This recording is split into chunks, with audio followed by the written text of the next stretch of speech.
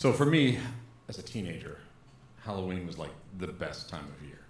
Because you could be anything or anything that you wanted. But I was a teenager in the 80s, which meant that Halloween was the only time of year for that. Like now, like my kids, they have Anime North, they have Fan Expo, they have cosplay, they have all these opportunities to go and be whoever they want to be. And sometimes that makes me jealous. And then I remember they'll never own a home. But because we only had it once a year, it makes something special when you only get it once a year. There's extra meaning behind it. And I wasn't expecting that much of a laugh, actually. So because it had this meaning behind it, we would go all out. And a bunch of my friends, we would all get together and we would like collaborate. I was really good at special effects makeup type stuff. I had other friends who were good at sewing, and we'd all help each other to make these amazing costumes. And every year, of course, it would get better and bigger and better. But over the course of those years throughout high school, I also noticed a trend that was happening. And this trend bothered me.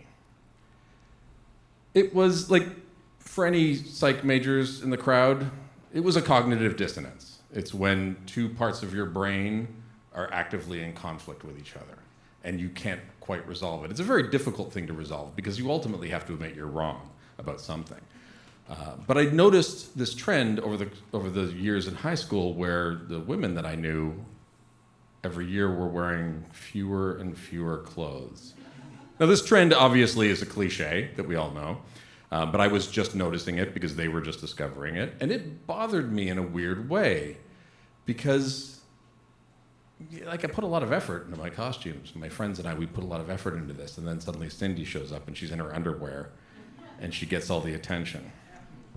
But this was like a real dissonance because Cindy looked really good in her underwear, and it didn't bother me that she was like that. It was just like there was something about it that I couldn't quite put my feeling, I couldn't explain it. It didn't make sense to me because, again, I liked it, but it also bugged me. So when I turned 20, just right after high school, I'm sitting around with a couple of my friends, and we're trying to come up with ideas for Halloween costumes. This is August. And we were just out of it. We couldn't think of anything.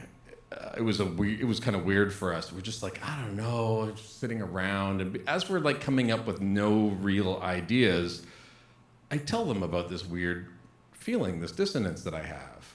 And as soon as I explain it to them, they're like, yeah, that's exactly how I feel. So now you get like 3 20-year-old men sitting around talking about how women behave. I know, it's not the greatest thing in the world. Fortunately, we were not horrible people. We were just young and stupid. And we weren't, we weren't bothered by it. We actually enjoyed it. But there was something about this trend of like people being naked instead of dressing up. And as we're having this discussion, I look over at my friend Dave, and I have this flash. And I immediately realize what his Halloween costume needs to be. Dave's a beautiful, beautiful man, and he's in excellent shape. He's fit, muscular. He's got these striking Mediterranean features. And I realized that if we shave all the hair off of his body and do him up in body paint, he would make a perfect Greek statue. And that's it. Just a Greek statue, completely naked, because not only is this an excellent costume, but it's an excellent commentary on this trend that we've noticed. And as soon as I say this, the two of them kind of go a little wild. Colin goes wild because he's looking at Dave and he's like, oh my God, you're right. It would be a perfect Greek statue. And Dave goes wild because he loves to fuck with the social order and he wants to make this commentary, but he is not ready to be naked on Halloween. But it's such a good idea, and I can tell that it's eating at him, and we just keep like poking at him, and it must have been like 20 minutes or half an hour, and you can see that he was like always kind of on the edge of agreeing to it because he loved the idea of just screwing with people. But then I realized like he's not going to do this, and so I do the only thing I can think of. I said, okay, I'll do it with you. We'll both be naked Greek statues. And for some reason, he agreed to that. So once we had this agreement, the three of us had a pact because, we needed a plan. The first part of the pact was no one was going to speak about this to anyone. The three of us could only know about this. If you're going to be naked on Halloween, it needs to be a surprise. The second part of the pact was that we would each start spreading the word to everyone that I was going to host the Halloween party that year. Because again, if you're going to be naked at a Halloween party, you want the home field advantage. I literally, I was bartending at the time. I took $300 of my tip money and gave it to my dad and was like, get mom out of the house for the weekend. And then the third part of the pact was really just between Dave and I. We just had to hit the gym. Because we were about to be naked in front of everyone we knew.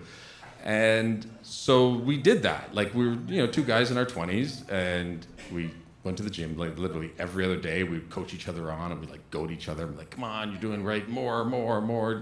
Everything that you try and do when you're trying to work out. And it's amazing. Over the course of just a couple of months, it really had an effect. And there's one point towards as we were getting close, I remember we'd go into the bathroom afterwards and we'd stand there and pull up the gun show. Just oh. And there was this one point where I stood there in the bathroom and I was like, holy shit, yeah. I think I'm ready to be naked in front of all my friends. I feel like I'm saying that word a lot, naked. It's kind of the opposite of the cliche of public speaking advice. I'm supposed to be imagining you naked, but here I am inviting the opposite. I should describe the costume. I had no beard at the time, and so I shaved everything below my ears. And then it was just white body paint, and then we did a marbling in a little bit of blue and gray, the pattern that would go all over the place, and then sort of slicked the hair and everything so it looked kind of solid. And then, of course, the more we talked about it, the more we realized that I'm hosting this party. And people are going to be coming to my house. I'm going to be opening the door and greeting them. And really, it's not cool to surprise somebody when you open the door and just your dong's hanging out. And I think that fact and the fact that we were both just a little too chicken shit to go all the way, we came up with a plan. Dave was very good with a sewing machine, and he had some white spandex fabric left over from an old Halloween costume. So he made these little triangles that we glued in place. It was spirit gum. It's theatrical. We were actually using real theatrical makeup.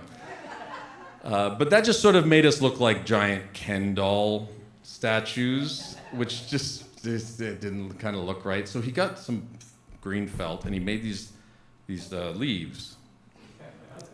And then we Velcroed the leaf to the fabric. And so, we're not really naked, but you couldn't tell we weren't naked because there was this leaf in the way, just sort of blocking the view. But you couldn't see what was holding it there either, which was sort of this magically hovering thing.